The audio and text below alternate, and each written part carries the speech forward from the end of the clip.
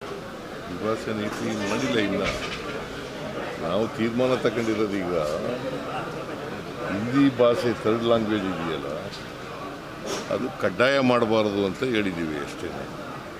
ಈಗ 625 ಮಾರ್ಕ್ಸ್ ಇದೆಯಲ್ಲ, ಅದು ಕಡ್ಡಾಯ ಇತ್ತು. 100 ಮಾರ್ಕ್ಸು ಥರ್ಡ್ ಲ್ಯಾಂಗ್ವೇಜ್ ಇತ್ತು, ಅದನ್ನು ಕಡ್ಡಾಯ ಮಾಡಬಾರ್ದು ಅಂತ ಮಾಡಿದ್ದೀವಿ. ಈ ವರ್ಷದಿಂದ ಸರ್, ಅದಕ್ಕೆ ಖಾಸಗಿ ಶಿಕ್ಷಣ ಸಂಸ್ಥೆಗಳು ವಿರೋಧ ಮಾಡ್ತಾ ಇದ್ದಾವೆ. ನಾವಿಂದ ಒಪ್ಪೋದಿಲ್ಲ ದ್ವಿಭಾಷಾ ನೀತಿನ. ಸರ್ಕಾರ ತೀರ್ಮಾನ ಮಾಡಿದೆ. ಈಗ ವಿರೋಧ ಮಾಡೋರು ಇರ್ತಾರೆ, ಸ್ವಾಗತ ಮಾಡೋರು ಇರ್ತಾರೆ. ಎಲ್ಲರ 100% ಒಪ್ಪಿಗೆ ಮಾಡ್ಕೊಳ್ಳೋರು ಯಾವುದೂ ಇರೋದಿಲ್ಲ.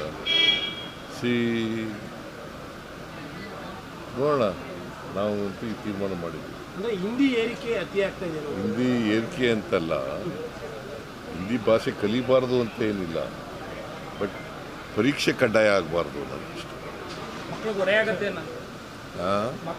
ನಮ್ಮ ಕಾಲದಲ್ಲೂ ಕೂಡ ಹಿಂದಿ ಕಡ್ಡಾಯ ಇರಲಿಲ್ಲ. ನಾವು ಓದುವಾಗ ಹಿಂದಿ ಕಡ್ಡಾಯ ಇರಲಿಲ್ಲ. ನೀವು ಓದುವಾಗಿತ್ತ?